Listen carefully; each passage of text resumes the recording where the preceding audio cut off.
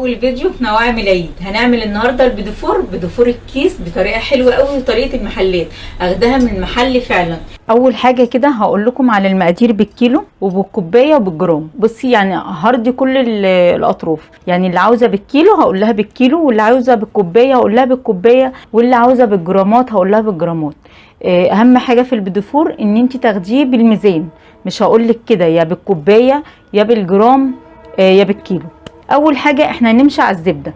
معايا كيلو زبده، ماشي. اول حاجه هنبدا بيها كيلو الزبده بياخد قد ايه دقيق؟ كيلو وربع من الدقيق ونص كوبايه. كيلو وربع من الدقيق ونص كوبايه، ده اللي بالكيلو، ماشي. وبعد كده السكر البودر هتاخدي 300 جرام من السكر البودر، اللي هو ربع كيلو من السكر البودر زائد ربع كوبايه. هتحطي عليها رشه ملح وفانيليا، معلقه كبيره كده من الفانيليا ومعلقه صغيره من البيكنج باودر. هي دي المقادير بتاعتنا. يبقى بعد كده هقول لكم اللهم صل على محمد علشان ما تتلخبطوش. هقول لكم على الجرام. الجرام هتاخدي الزبده 100 جرام، الدقيق 1350 جرام من الدقيق، السكر 300 جرام من السكر. طبعا الفانيليا والملح والبيكنج باودر زي ما هما، مع 6 بيضات. ال6 بيضات اساسيين. احنا دلوقتي بنتكلم على الجرامات في السكر والزبده والدقيق. حلو كده. بعد كده هقول لكم على الكوبايه يبقى 9 كوبايات من الدقيق، 4 كوبايات وربع من الزبده، 4 كوبايات وربع من الزبده، كوبايتين من السكر البودر. اهم حاجه يكون سكر بودر. على فكره انا طحناه في البيت، يعني الكبه لسه كمان طحناها اهي وشطفاها قدامكم، سايباها تتصفى. حلو كده. يبقى بالكوبايه 9 كوبايات، 4 كوبايات وربع زبده، 2 كوبايه من السكر البودر، والبيض طبعا زي ما هو ثابت، 6 بيضات، رشه ملح، معلقه كبيره من الفانيليا، معلقه صغيره من البيكنج باودر، مش مليانه كمان. يعني انا كنت عاملاه قبل كده معاكم على القناه ما كنتش حاطه خالص، وفي ناس مش بيحطوا فعلا، لكن النهارده هحط معاكم معلقه صغيره. كانت عندي الزبده لازم أن تكون بدرجه حراره الغرفه هي والبيض، يعني انت بتطلعيها بدرجه حراره المطبخ بلاش الغرفه. فكنت محتاجه اكمل، جبت زبده لكن لسه بصي مجمده، وده غلط طبعا لو انا عملت بيها. فهوريها لكم دلوقتي، وبعد كده هحطها على النار افكها. يعني لو عندك ميكروويف ممكن تحطيها في الميكروويف، فدقيقه واحده بس كده افكها واحطها عليها وارجع تاني اجيب العجان بتاعي. ما عندكيش عجان يبقى على ايديكي. هنا كده الزبده بعد ما فكيتها عملت ايه علشان لو انتم اتحطيتوا في الموقف زي ده وما عندكمش ميكروويف ولا حاجه. حطيتها في طاسه وسبتها على النار. اول ما الطاسه سخنت بس كده وفكت شويه صغيرين طفيت عليها على طول. السخونيه اللي كانت في الاول بصي سيحت لي البيت. انت تمسكي بقى الواحده كده تتكي عليها تلاقيها طارت معاكي، شايفين؟ ما سبتهاش كلها لما ساحت لان انا عاوزاها متماسكه كده. ادي الجزء اللي كان مجمد، لكن التانيه اللي كانت عندي من قبل كده شايفين اهي مطلعاها من بدري من التلاجة. هبدا احطهم كلهم. طيب انا هقول لكم على حاجه، انتوا شايفين طبعا الكميه كتير قدامكم. انا عامله اكتر من مقدار كيلو الزبده، يعني انا مضاعفه المقدار. فانا بقول لكم مقدار كيلو الزبده علشان ما تتوهوش. لو انتوا عاوزين تعملي كيلو عايزه تضاعفي الكميه هتضاعفي الكميه، عاوزه تقلليها خلي نص الكميه. يعني انت في ايديكي اهوت ان انت تعملي الكميه اللي انت عاوزاها. حلو كده. يا رب يكون قدرت اوصل لكم بس الوزن قد ايه علشان ما تتوهوش. اهم حاجه امشوا بالوزن بالجرامات اللي قلت لكم عليها او بالكوبايه زي ما انتوا عاوزين، بس خلوها مظبوطه زي ما قلت لكم. احط كده الزبده كلها. بعد كده هنزل بالسكر. هبدأ بقى اضربهم كويس.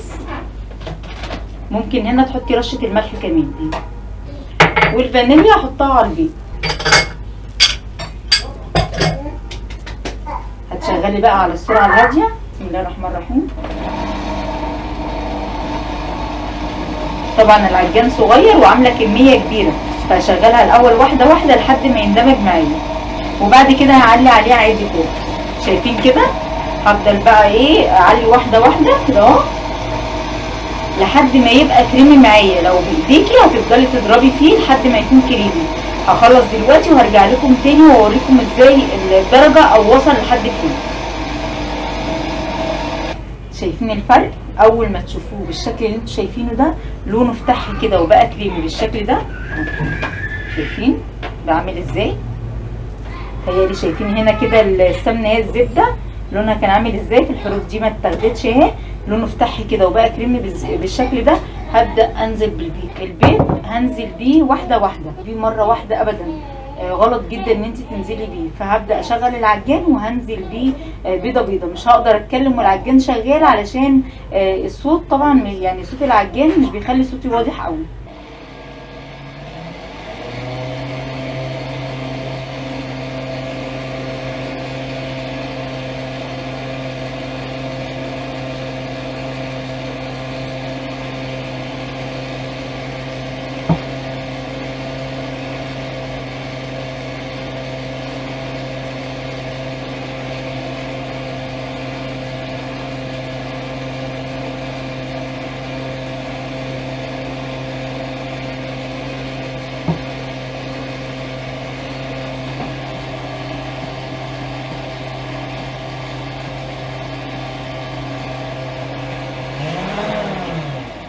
شايفين كده؟ اول ما بحس ان البيضه خلاص اختفت بنزل بالبيضه التانيه.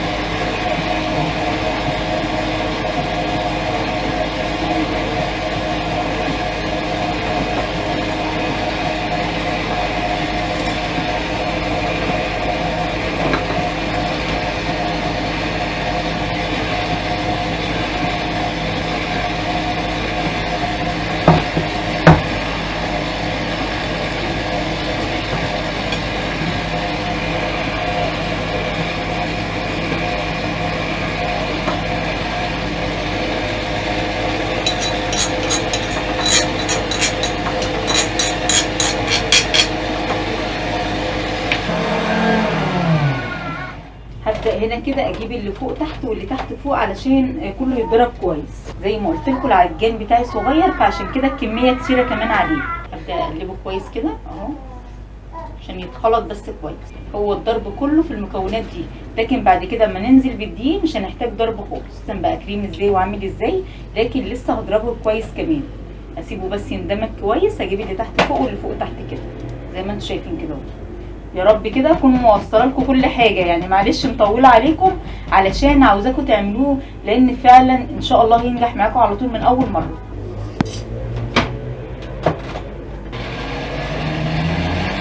وهو ده اللي انا عاوزاه. شايفين لونه كريمي ازاي؟ اهم حاجه زي ما قلت لكم في نجاح البيدوفور ان انت تضربيه كويس قوي. يعني انا عاوزاه كريمي زي ما انتم شايفينه كده. خلاص بقى يعني الصعب كله عدى. بعد كده الدقيق هينزل واحده واحده. ممكن اقسم الخليط وانزله على مرتين او ممكن اعمله بره. هشوف دلوقتي كده هعمل معاكم ايه. ايا كان الدقيق بتاعك جايباه اكياس او جايباه فرط، المهم ان انت تنخليه. اهم حاجه في نجاح كل حاجه بتعمليها ان انت تنخلي الدقيق بتاعك كويس قوي. يعني ممكن تقولي انا جايباه اكياس ما انخليهوش، لا انخليه كمان. جايباه فرط او جايباه اكياس انخليه. بعد ما نخلت كميه الدقيق كلها كده هبدا وكمان قسمت الخليط. هبدا انزل واحده واحده. هشغل العجين كده بالراحه وهنزل واحده واحده.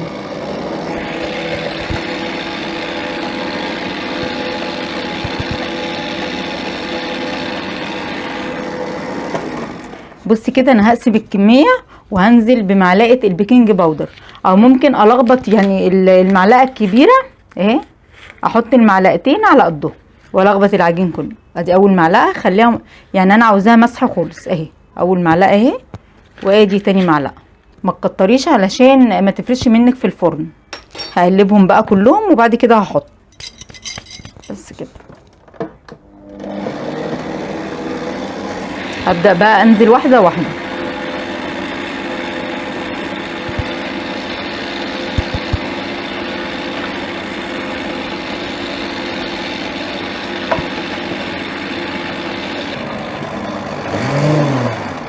بس كده، مش هضرب كتير ولا حاجة. كده بعد ما خلصتها والله العظيم ما حطيت اي حاجة ورا الكاميرا. بصي المقادير مظبوطة جدا جدا جدا اهي، شايفين عاملة ازاي؟ ما شاء الله عليها. مظبوطة جدا اهي زي ما انتم شايفين. نفس المقادير اللي قلت لكم عليها هي امشي عليها بالظبط، هتطلع معاكي بالشكل ده. هجيب كيس الحلواني بقى ونبدا على طول نشتغل فيها، مش هتريحيها ولا حاجه، انت هتشتغلي على طول وهتولعي الفرن على طول. الصاج اللي هتخلصيه هتحطيه في الفرن على طول. انا طبعا دلوقتي مولعه الفرن. عبيته كده في كيس الحلواني، ودي البلبله اللي هبدا اعمل بيها اهي، متهيألي واضحه كده اهي. دي كده البلبله. بصي هتملي الكيس يعني علشان مش كل شويه هبدا املى الكيس يعني وكده، فهملاه على اخره. وبعد كده هتيجي بصي من تحت كده قبل الاخر بشويه وتضغطي اهي كده. طبعا هتشيلي الجزئيه دي، هنسمي الله كده وهنبدا بالشكل ده. طبعا اللي هتبوظ منك هتشيليها مفيش اي مشكله.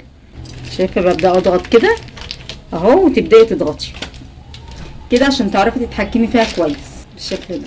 شايفين عاملين ازاي؟ ان شاء الله مش هتفرش ولا اي حاجه. المقادير زي ما قلت لكم مظبوطه بالظبط، واللي تبوظ منك مفيش اي مشكله شيليها. احنا بنعمل الحاجه وبنجربوها. لو جربتي المقادير دي ان شاء الله هتعتمديها في مطبخك، مش هتعملي غير بيها، لان لا بتفرش ولا اي حاجه، مقادير مظبوطه على الشعره.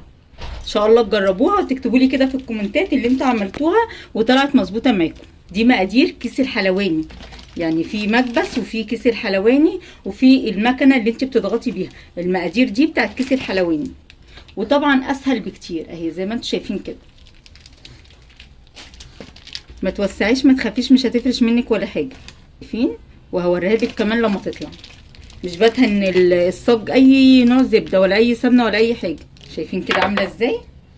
هخلص الصاج كله وهرجع لكم تاني اوريكم بعد ما اخلصه. شايفين؟ وده كان شكلها. حطها جنب بعضها زي ما قلت لكم علشان ان شاء الله مش هتفرش ولا حاجه.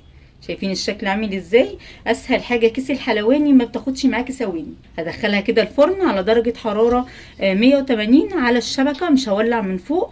لو انت الفرن بتاعك ما حمرهاش من فوق ولقيتيها من تحت احمرت، هتبداي تولعي الشوايه. لقيتيها احمرت ومش محتاجه ان انت تولعي الشوايه، خلاص ما تولعيش، على حسب الفرن بتاعك. وده كان شكله كده. هدخلها الفرن على طول. شايفين كده الصاج التاني هبدا اعمله. مش هستخدم ان شاء الله غير صاجين بس، واحد في الفرن وان شاء الله يخلص يكون دوت كمان خلصته باذن الله. زي ما قلت لك اللي تحسي مش حلوه قوي او صغيره شيليها على طول. وادي تاني صاج كده خلاص اهو. هدخله بقى الفرن على طول. التاني خلاص قرب يطلع ان شاء الله. شايفين الجمال؟ شايفين كده بقى؟ هو ده اللي بقول لكم عليه، زي ما بتحطيها زي ما بتطلع، ولا بتفرش ولا اي حاجه، والسوا من تحت زي من فوق. ما تستعجليش عليه، حطيه على الشبكه وان شاء الله مش هيحتاج من فوق ولا حاجه. ده على حسب الفرن بتاعك. الفرن عندي محتاجش ان هو يتولع اصلا من فوق. الكبيره اللي ممكن تكون كبرت مني غصب عني زي ما هي كبيره، يعني بصي دي كبيره اهي زي ما هي، والصغيره زي ما هي. ممكن تلاقي واحدة ولا اتنين ولا حاجة هما اللي ممكن غصب عني وانا بكبس يكبروا مني. شايفين شكلها؟ ان شاء الله المقادير بتاعته مظبوطة قوي. استنى عليه لما يبرد وافتحها معاكم واشوف. انا ممكن افتحها دلوقتي هي طرية، لكن استني عليه شوية لما افضيه كده على بعضه، وهفتح معاكم واحدة واوريها لكم. شايفين بقى الجمال؟ هو ده اللي بقول لكم عليه. شايفين اللون وشايفين السوا؟ بجد بجد جميل قوي. وكمان هو ده اللي بقول لكم عليه. شايفين الجمال؟ السوا بتاعه مظبوط قوي. وشايفين اللون؟ حاولوا على قد ما تقدروا ما تعلشوا النار قوي اكتر من 180 وتخليها على الشبكه علشان يطلع بالشكل اللي انتوا شايفينه ده. هوريكم هنا كمان اللي برد.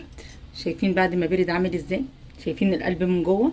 ان شاء الله تعملوه ويطلع بالشكل ده اهو. وهنا كده خلصت الكميه كلها. طبعا كنت بعملها بعد الفطار وخلصتها متاخر، فسبتها لتاني يوم غطيتها زي ما انتوا شايفين كده. يعني ما ترهقوش نفسكم خالص. يعني حسيت ان انت خلاص تعبتي مش شرط ان انت تكمليه. فهبدا بقى ان ازوقه معاكم كده تاني يوم. المهم ان انت تغطيه كويس باي كيس نضيف يكون موجود عندك. ما شاء الله طلعت كميه كويسه زي ما انتوا شايفين، والسوا بتاعها كمان كان كويس قوي. هنبدأ بقى نشكلوها كده مع بعض. بحب قوي مربى المشمش. مربى المشمش بيكون فيها مزازة كده، بيكون طعمها حلو قوي لأي حلويات بتبدأي تشكليها او عاوزة تحشيها. جربي مربى المشمش كده، مش هتبطلي تعملي بالمربى دي، حلوة قوي. في منهم بتكون ناعمه، وفي بيكون فيها قطع. بصراحه ما لقيتش غير اللي فيها قطع. طب هتعملي ايه؟ بالهاند بلندر، وهتبداي تضربيهم او في الخلاط، او ممكن لو عندك بالهون ابسط حاجه خالص هتهرسيها كده بالهون. فانا هبدا احطها هضربها بالهاند بلندر، وعندي كيس الحلواني ده بيسهل عليكي قوي علشان نشكل بيه. هضربها وافضيها في كيس الحلواني. بعد ما ضربتها كده وحطيتها في كيس الحلواني، هبدا بصي تقصي يعني حته صغنطوطه خالص كده من الحرف بالمقص اهي بالشكل ده. هتعملي ايه بقى؟ ترصيها كلها كده. هبدا ارصها كلها بالشكل ده.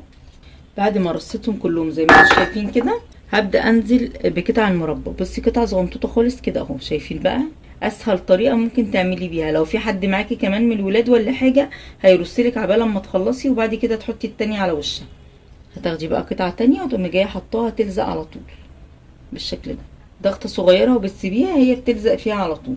ممكن تحطي المربى كلها وبعد كده تلزقي في الاخر تاني عادي خالص اهو. شايفين؟ ما عندكيش كيس الحلواني ده، الكياس بتاعت التلاجة اللي انتي بتخزني فيها، هتحطي فيها وتحطي زي ما بعمل كده. بعد ما حطيتي المربى عليها كلها هتبداي بقى تلزقيها اهي ان شاء الله. دي كده اخر حاجه. بعد ما خلصتهم كلهم بالمربى زي ما انتم شايفين، عندي بقى اللي هشكل بيه فرماسيه اللي بحبه قوي قوي، وكمان بيكون طعمه مختلف. السوداني المجروش بتطحنيه طحنه يعني مش ناعم قوي كده زي ما انتم شايفينه. لو جربتوه مش هتحطوا فرماسيه خالص، بيكون طعمه حلو. وطبعا معايا شوكولاته مسيحاها على بخار ميه، حطيتها على بخار ميه او ممكن ميكروويف لو عندك، هتسيحيه بالشكل ده. واول ما تسيح معاكي هتبداي تحطي معلقتين زيت لحد ما تبقى بالقوام ده. ودي كده اللي هنشكل بيها النهارده. عملت جزء، وفي عندي عاوز جزء كده مش ما يكونش فيه لا مربى ولا شوكولاتات ولا اي حاجه. طبعا بنحاول نرضي كل الاطراف يعني. هاخدها كده الاول، هحطها في الشوكولاته كده نصها بالشكل ده، واحاول تصفي بقى الشوكولاته الزياده اللي فيها، وهيكون ده شكلها.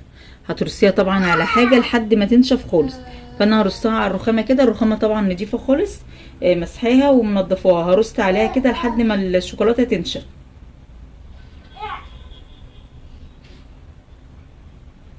شايفين اللي اللي بالسوداني شكلها عامل ازاي؟ يكون شكلها حلو قوي.